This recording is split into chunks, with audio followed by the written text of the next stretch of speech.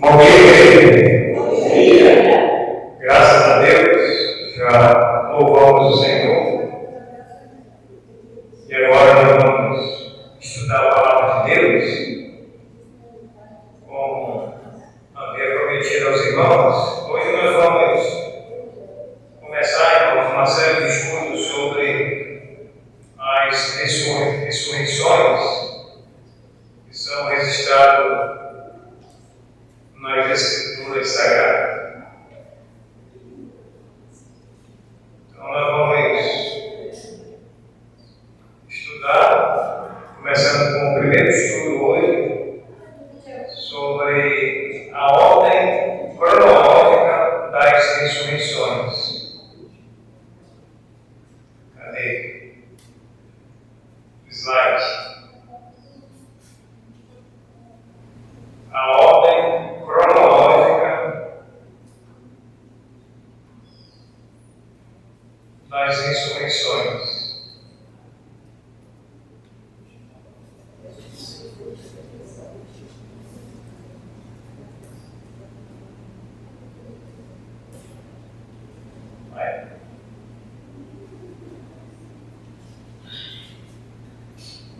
Então vamos para a primeira ressurreição.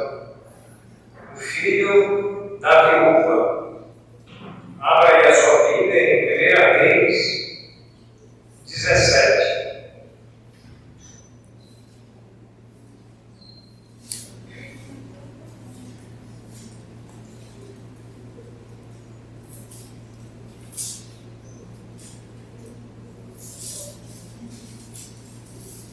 Primeira Reis 17.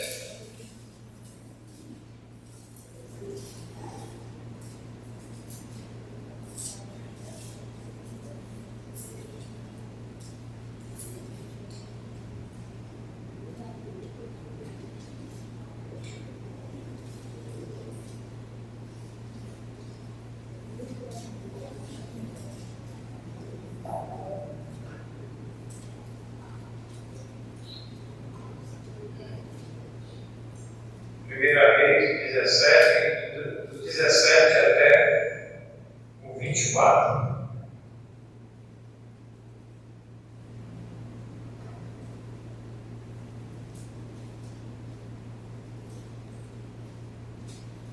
Diz assim a palavra de Deus. Depois disto, adoeceu o filho da mulher, da dona da casa. E a sua doença se agravou tanto que ele morreu. Então disse ela a Elias: Que fiz eu, ó homem de Deus? Vieste a mim para trazeres à memória a minha iniquidade e matares o meu filho? Ele lhe disse: Dai-me o teu filho. Tomou dos braços dela e o levou para cima ao quarto, onde ele mesmo se hospedava, e o deitou em sua cama.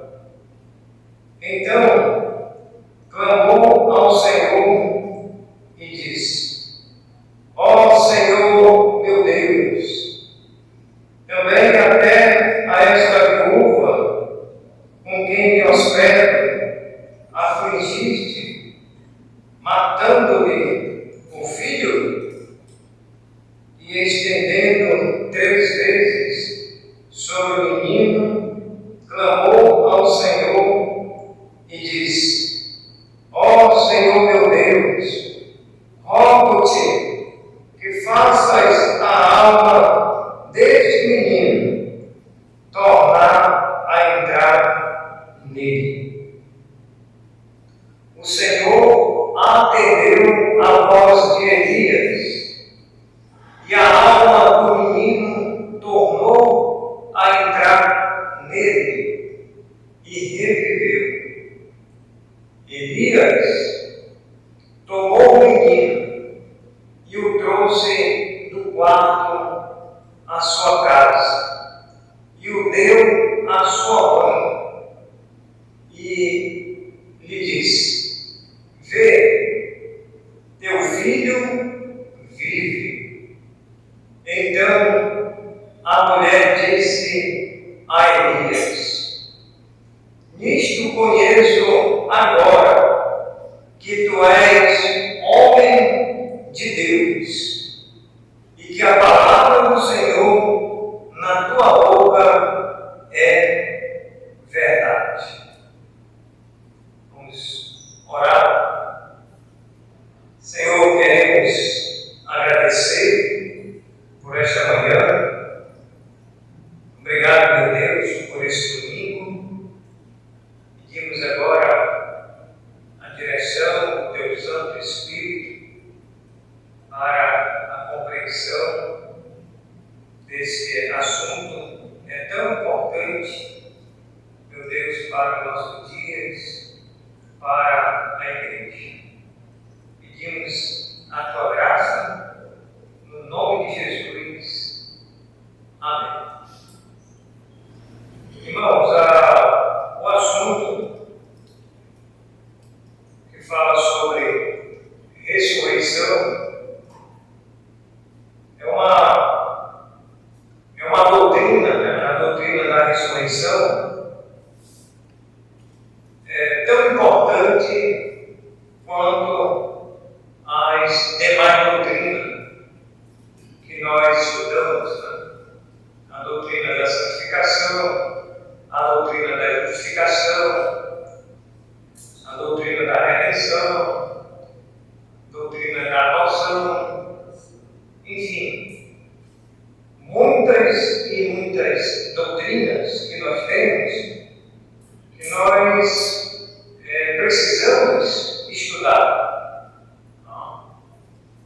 E a doutrina da ressurreição, o estudo da ressurreição, ele foi tão importante naquela época, como deve ser importante nos nossos dias atuais.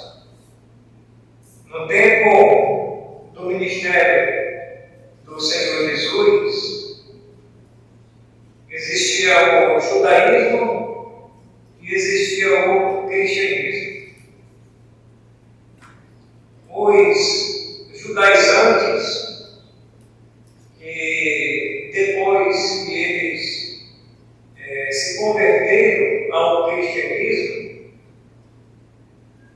muitos deles, eles afirmavam categoricamente, dentre os milagres de Jesus, que são registrados nas Escrituras, são 35 milagres que Jesus realizou.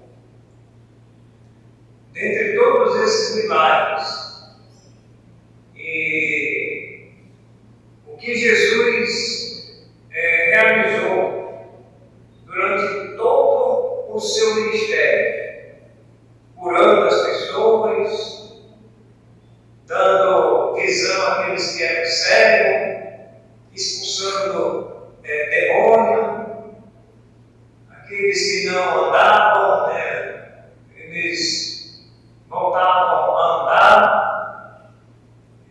Então Jesus realizou muitos milagres. E dentre todos esses feitos que Jesus realizou, os judeus, e até aqueles judeus que não eram convertidos na época, eles diziam e eles afirmavam que a ressurreição é um dos maiores milagres, um dos maiores feitos de todos. Para eles, era como se fosse a verdade central do cristianismo. que eles, irmãos, afirmavam isso? Porque naquela época, irmãos, muitas pessoas, eles morriam, e eles morreram, né? Eles morriam, muitos, eles não tinham esperança, por exemplo, a respeito da vida eterna. Ou o que iria acontecer com o corpo daquela pessoa que morreu? O que iria suceder com ele? O que iria acontecer após a morte? Então eles não tinham essa expectativa, essa esperança da ressurreição. Para eles, morreu é como se acabou-se a vida. Então eles não tinham esperança da ressurreição após a morte. Então eles afirmavam e eles diziam que, de fato e de verdade, a ressurreição era uma verdade central e absoluta de que esse Deus, ele tem poder sobre a morte. A morte não era o fim de todas as coisas, como muito se ensinava naquela época, como muitos acreditavam. Não era o final. Mas a morte, irmãos, era só uma passagem para a eternidade. Então esse ensino da ressurreição, ele foi muito combatido, né? Ele foi muito combatido pelo gnosticismo, ele foi muito combatido pelo agnosticismo, ele foi muito combatido, irmãos, pelas diversas religiões, né, como os saduceus, os escribas, aquelas religiões do tempo de Jesus. E Jesus teve que, em alguns momentos, enfrentar. E os saduceus, eles principalmente, eles não acreditavam que este corpo, esta matéria, ela poderia ressuscitar. Então, na mente deles, irmãos, era impossível a matéria voltar de novo a ter vida, entendeu? Eles não acreditavam. Então eles eram muito assim, incrédulos. Eles negavam a ressurreição. Enquanto que o cristianismo, ele estava crescendo e se divulgava bastante essas doutrinas, né? Ela foi bastante atacada, ela foi bastante hostilizada por esses grupos religiosos. Mas nunca, irmãos, a igreja, desde o tempo da igreja primitiva até os nossos dias atuais, nunca a igreja negou esse fato verídico a respeito da ressurreição. Se a Bíblia ela relata, irmãos, esses acontecimentos das ressurreições, não apenas uma única vez,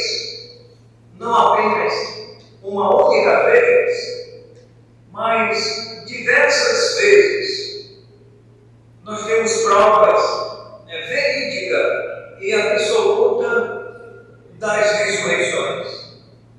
Se na Bíblia, irmãos, do Antigo Testamento até o Novo Testamento, se houvesse pelo menos só uma menção da ressurreição, mesmo assim, a igreja deveria acreditar. Mas não tem só uma ressurreição, só um registro da ressurreição na Bíblia. Nós temos, irmãos, mais de 10 ressurreições. Nós vamos estudar então essas 10 ressurreições e depois nós vamos estudar mais 2 ressurreições. 10 ressurreições, irmãos, elas já aconteceram. Falta 2 ressurreições que elas ainda vão acontecer. Elas vão acontecer. 10, cronologicamente, no Antigo Testamento até o Novo Testamento, elas já aconteceram. Então, para nós, irmãos, já é o suficiente se tivesse o registro só de uma. A igreja iria se apegar naquela ressurreição.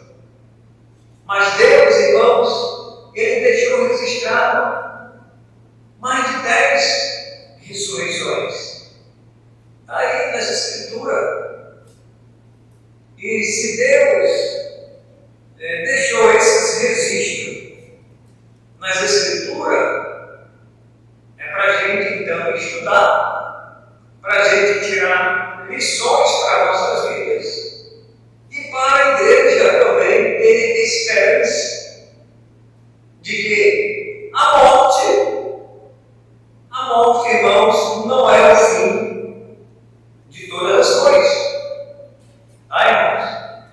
A morte para a igreja, para o cristianismo hoje, é apenas uma passagem para a vida eterna. Quando eu falo uma passagem, é como se você comprasse uma passagem de avião para hoje de madrugada. Aí você vai viajar. Você vai pegar um avião e você vai viajar e você vai subir. Assim, irmãos, vai ser, estou falando apenas simbolicamente assim, é a vida do crente. Depois que ele morre, a passagem já está comprada, o pagamento ele já foi feito. Você não precisa mais pagar. A garantia já está dada. Não tem atraso, não vai ter atraso no voo. Não vai ter volta no voo. Porque essa passagem, o próprio Deus, irmãos, Ele pagou. Ele pagou. Então nós estaremos ausentes do corpo, presente com Deus. Ausente do corpo, presente com Deus. Então, irmãos, eu estou dando essa introdução para a gente abrir o nosso entendimento a respeito da ressurreição.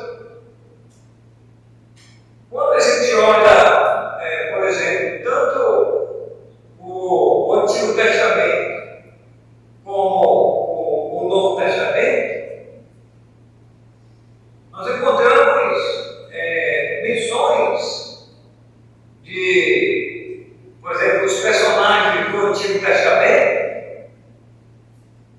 Eles acreditavam na ressurreição. Os personagens do Novo Testamento, eles também acreditavam nas ressurreições, que iria acontecer as ressurreições, e que um dia, vamos dizer, a ressurreição final, ela vai acontecer.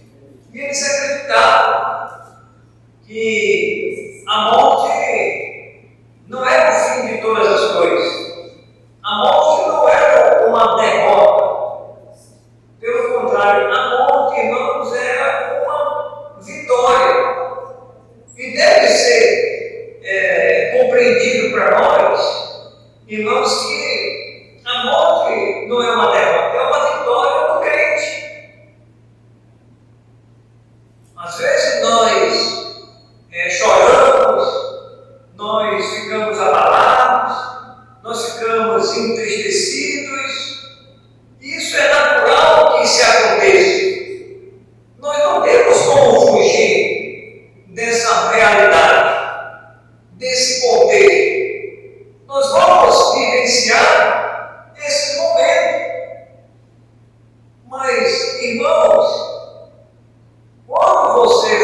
participar, quando você for participar de um culto fúnebre, quando você for participar de um velório, você tem que olhar para o morto. O morto, com aquela pessoa que morreu, se ela ou ele morreu com Cristo, se ela ou ele morreu com Cristo, e você está lá participando daquele velório, daquele culto fúnebre, nós temos que olhar, irmão, com a expectativa de que aquele irmão querido, aquela irmã amada, um dia ela vai ou ele vai ressuscitar. E que ali, irmãos, não é o fim da sua vida. A morte, ela foi vencida. Porque a ressurreição, irmãos, é a vitória. E vai ser a vitória para todos os crentes, de todos os tempos, de todas as eras. Então, os personagens do Antigo Testamento, do Novo Testamento, irmãos, eles tinham essa esperança. E essa esperança, irmãos, era uma esperança viva. Não era uma esperança morta. Não era uma esperança com dúvida. Ah, eu não sei. Deus sabe. Não, você deve saber. Você tem que ter convicção. Deus, ele já sabe de todas as coisas. Somos nós agora, irmãos, como crentes em Cristo Jesus, cada um aqui, individualmente, que deve ter essa certeza. Porque a ressurreição, irmãos, apesar de ser coletiva, ela é individualizada de cada um aqui, de cada parte, aonde você precisa crer. Você já creu na salvação? Você já tem certeza da sua salvação? Se você já tem certeza da sua salvação, mesmo que você morra, mesmo que nós morramos um dia, mas um dia, irmãos, nós iremos ressuscitar. Mesmo que morramos, um dia nós vamos ressuscitar. Os patriarcas, eles tinham essa esperança. Abraão, Isaac e Jacó, eles tinham essa esperança. Jó, ele tinha também essa esperança. Davi, ele tinha também essa esperança. Salomão também tinha. E tantos outros personagens do Antigo Testamento e do Novo Testamento, eles sabiam que a ressurreição não era, irmãos, uma lenda, não era fictício, não era uma historinha que alguém contou, mas era uma realidade, era uma esperança viva. E que eles, que já morreram, um dia, irmãos, esse corpo que voltou ao pó, ele vai voltar à vida. Ele vai voltar à vida. Então, irmãos, hoje, dando essa explicação sobre a ressurreição, vamos falar então, voltar a falar sobre o filho da viúva. Essa viúva, primeiramente, essa viúva não fala o nome da viúva, não fala como ela perdeu o esposo,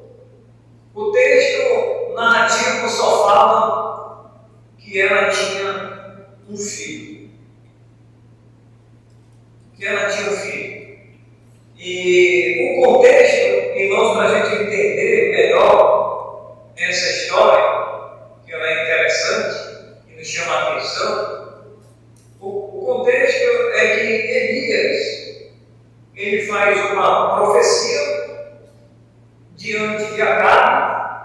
Acabe era um rei mau, juntamente com Jezabel. Eles adoravam falsos deuses, né, falsos ídolos, Baal, tinha não sei quantos ídolos ali.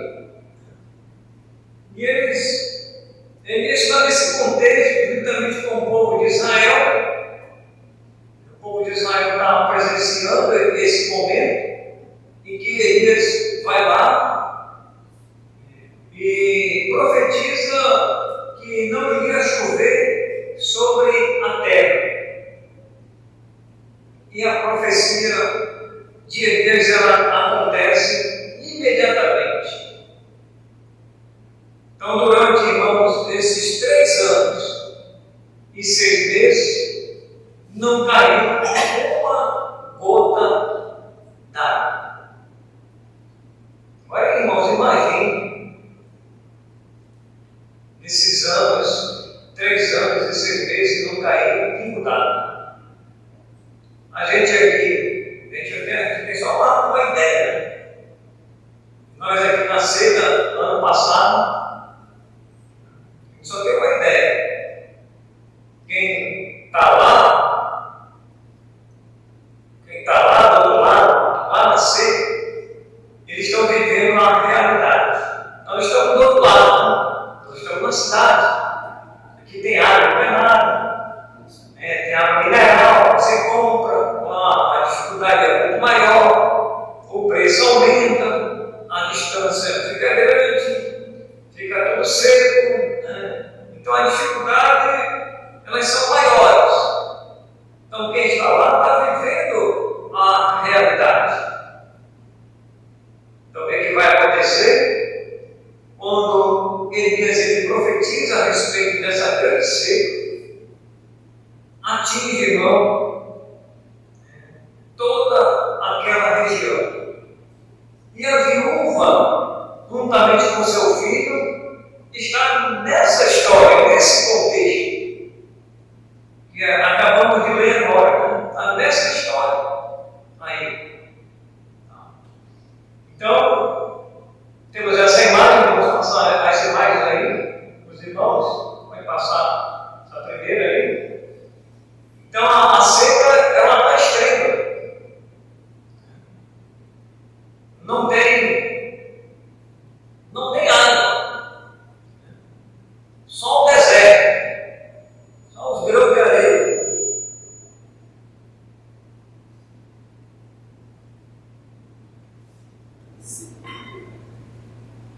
Os animais, eles estão morrendo.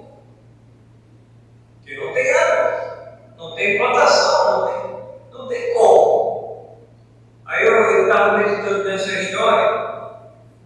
Aí eu fiquei pensando e eu me perguntei a mim mesmo. Você já fez pergunta para você mesmo? Você já se auto-perguntou? Como é que você pergunta para você mesmo?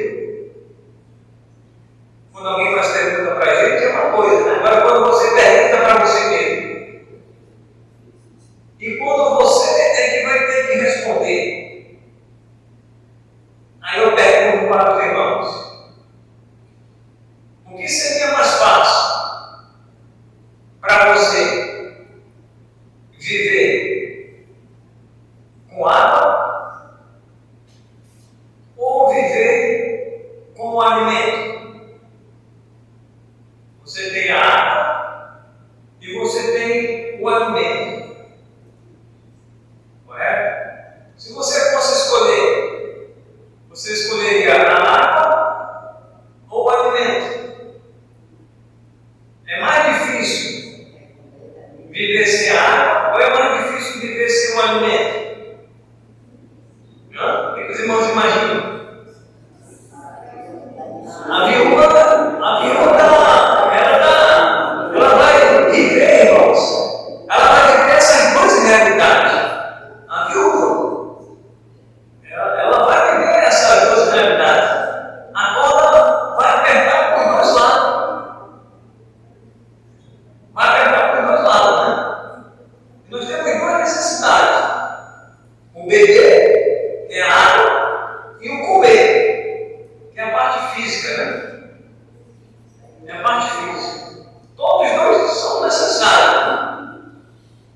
Mas se você fosse escolher entre a água e o alimento, acredito que nós iríamos, você vai ver que iria escolher o alimento. Né?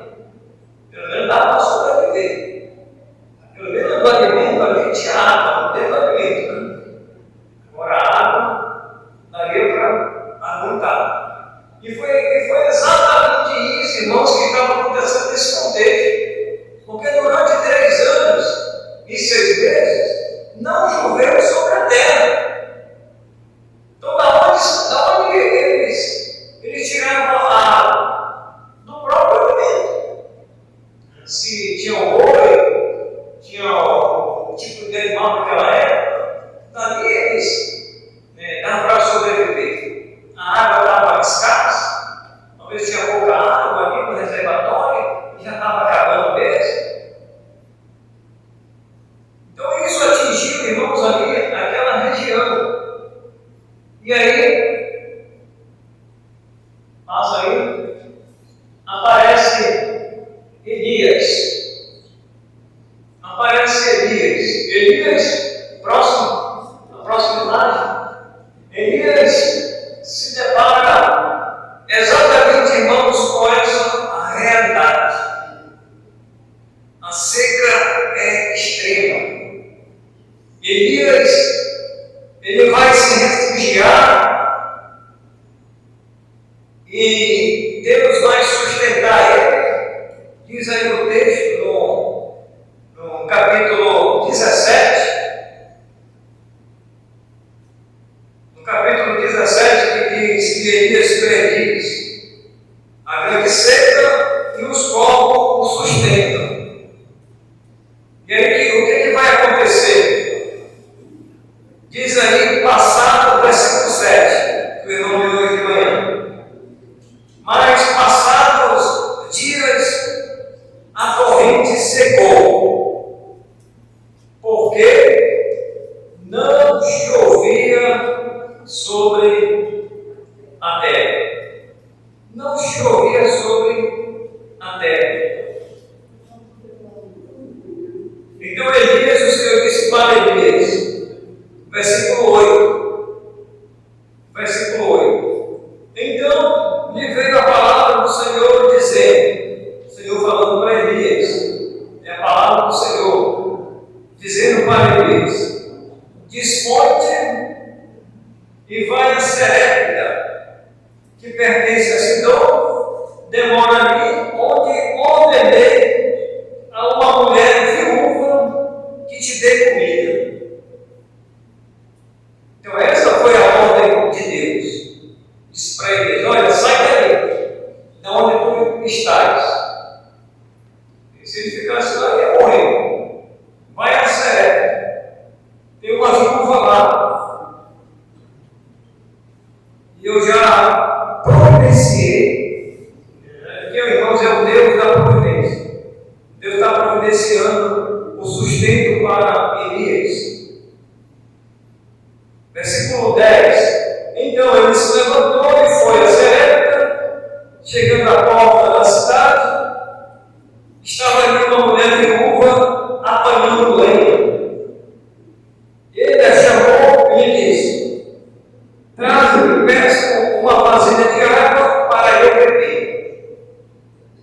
Estava com sede, Elias. E foi com ela e disse, olha, traz uma vasilha com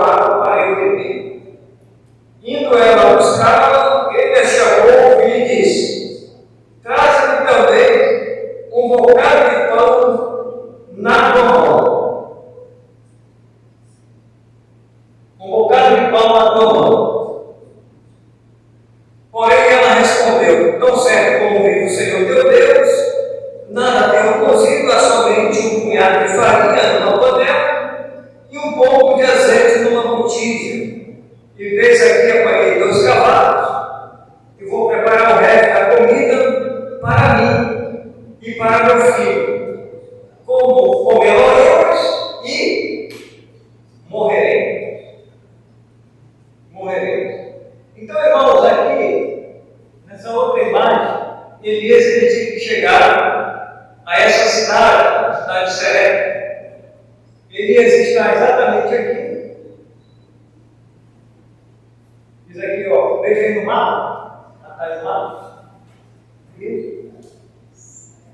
Aí, ó. Irmãos, observa aí. Quem está lá no computador? Torrente de Querite. Chega e passar pelo mar da Galileia até chegar a Serepta, que está lá em cima, já na Fenícia. Samaria, ele foi de Samaria, aqui onde está Israel, aqui onde está Acabe. Ele sai daqui, porque o Senhor ia falar a respeito da seca, né? Aí temos o Rio Jordão aqui também. Então, tudo isso aqui segue. Ele fica ali em Querite, e depois o Senhor manda ele ir para Serepta. Ok? Então, esse é o mapa aí, até onde Elias foi, até chegar nessa cidade, onde tinha essa viúva que o Senhor estava preparando já o sustento de Elias. E Elias, então, irmão, vai, e na próxima imagem ele se depara com essa mulher. Veja essa outra imagem aí. Então ele foi lá com a viúva, aí no versículo 10, então ele se levantou e se foi a Serepta, chegou na porta da cidade, estava ali uma mulher viúva, ela estava fazendo o quê? Apanhando lenha. E ele a chamou e disse: traz-me, peço uma vasilha de água para eu beber. Aí a viúva, em cena, ela já vai preparar exatamente o que Elias pediu. E ela disse: eu tenho só um punhado de farinha numa panela. O que é, irmãos, um punhado? Irmão Natan, o que é um punhado? Uma mão cheia. Uma mão cheia. Eita, eu era Natan? Uma colher de farinha. Muito bem, irmãos. Então, o Senhor fala, Elias fala com ela, pede a água e pede para ela também fazer, preparar para ele um bolo, né? Até um bolo para ele, né? E ela fica então, na próxima imagem.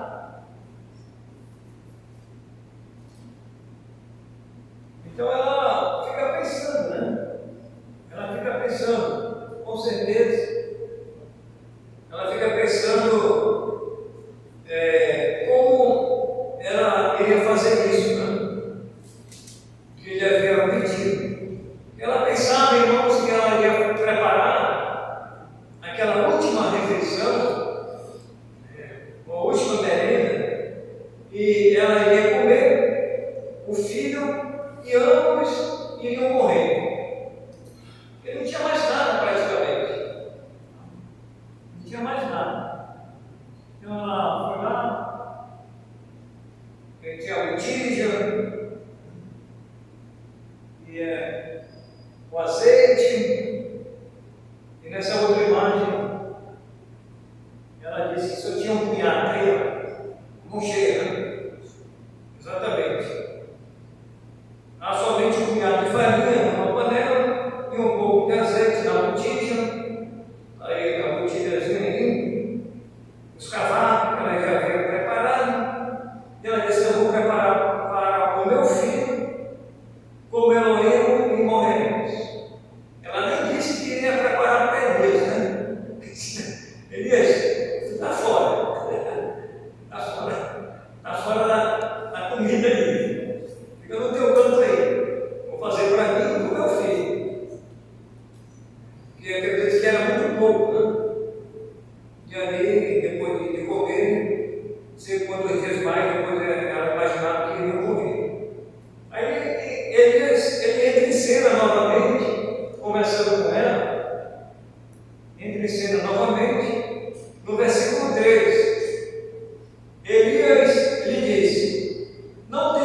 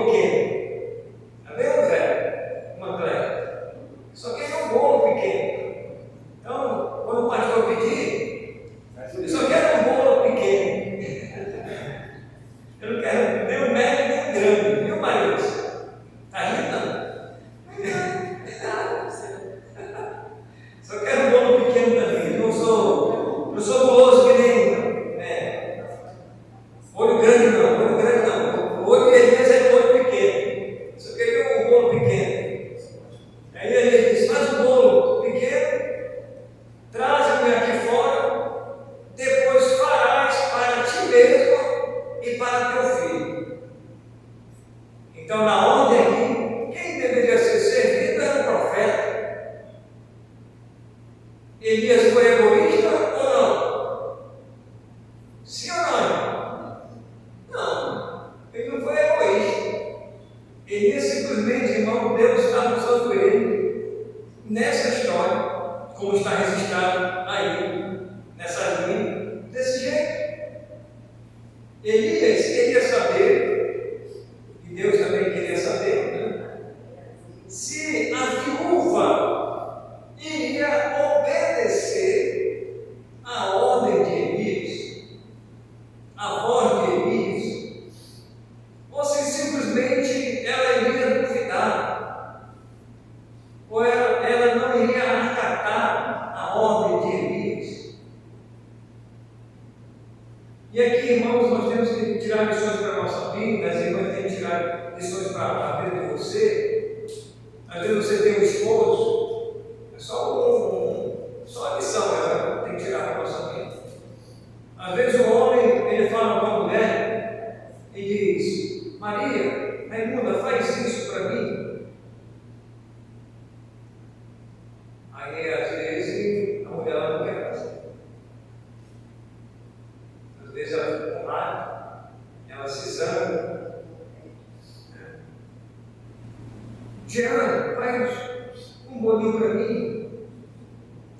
Nossa, eu estou desejando, faz aquele bolo que tu sempre fez, aquele de milho, aquele bolo de trigo, aquele bolo de macaxeira, nunca mais tu fez. Faz, meu amor. Aí a gente não faz.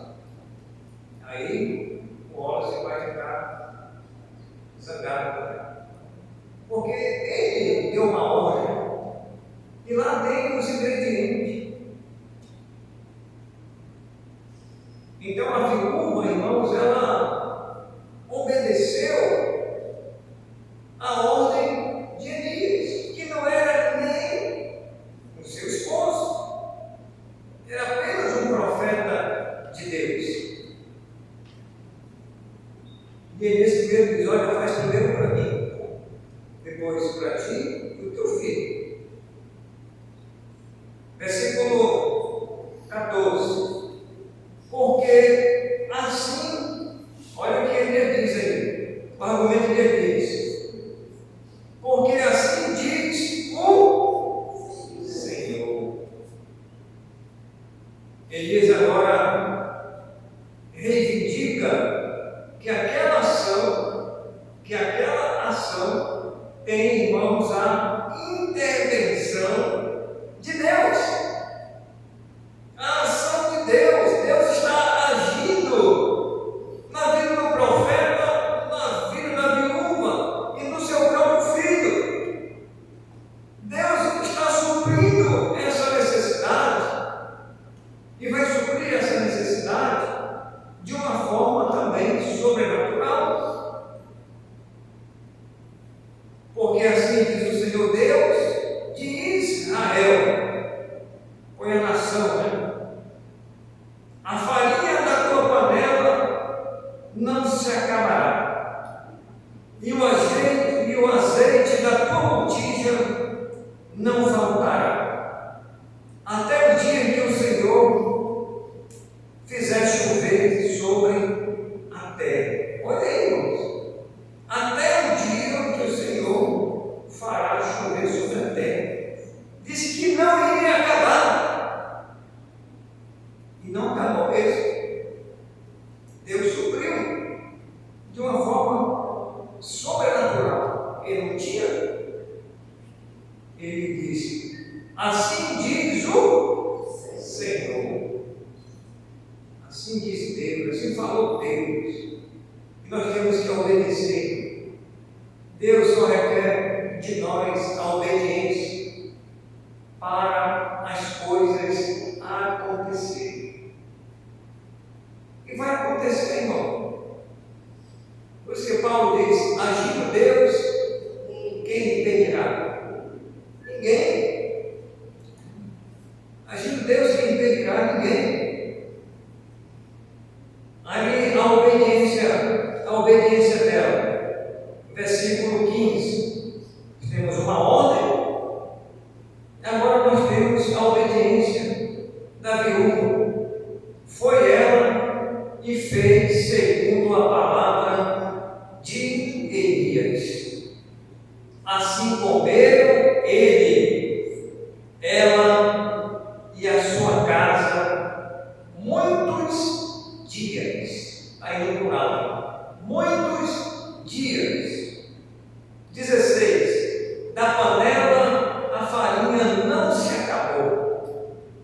da botija o azeite não faltou, segundo a palavra do Senhor, por intermédio de Elias. Tem uma musiquinha aí que o pessoal canta, e a farinha da panela não vai acabar, o azeite da botija não vai faltar, só que é um sapateado aí, não é bom de cantar, é muito meio que